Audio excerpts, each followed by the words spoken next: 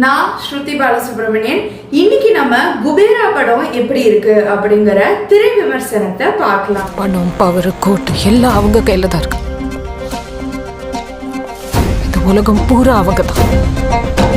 இந்த உலகம் அவங்களோடது மட்டும் இல்லை மேடம், என் உலகமும் இதுதான்.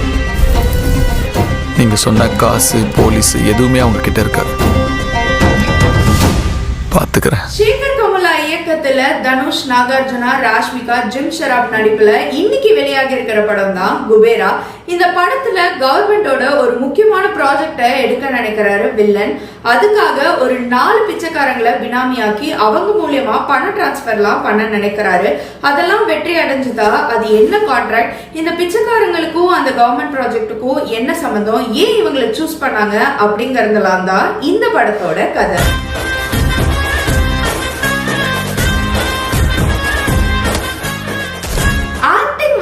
எல்லாருமே ரொம்ப பெர்ஃபெக்ட்டா நடிச்சிருந்தாங்க. எங்கேயுமே எந்த குறையுமே சொல்ல முடியாது. டிஎஸ்பி அவர்களோட இசை கூட ரொம்ப சூப்பரா இருந்ததுன்னே சொல்லலாம். அது மட்டும் இல்லாம இத்தனை ஸ்டார்ஸ் இருக்கிற இந்த பிலிம் கதை ஓரியன்டா இருக்கு அப்படிங்கறது அப்ரிஷியேட் பண்ணக்கூடிய விதமா இருந்தது. இந்த படத்தோட கதையும் சரி, இதை எடுத்த விதமும் சரி ரொம்ப சூப்பரா இருந்ததுன்னே சொல்லலாம். இந்த படத்தோட பெரிய டிராபேக்னு பார்த்தோம்னா இதோட ரன் டைம் தான். கிட்டத்தட்ட 3 மணி நேரம் ஓடுற இந்த படம் கதை எவ்வளவு நல்லா இருந்தாலும் ஒரு கட்டத்துல ஒரு சலிப்பை கொடுத்துருதுன்னு தான் சொல்ல முடியும்.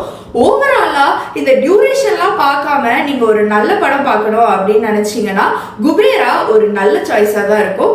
கண்டிப்பா தியேட்டர் எக்ஸ்பீரியன்ஸ் பண்ணுங்க.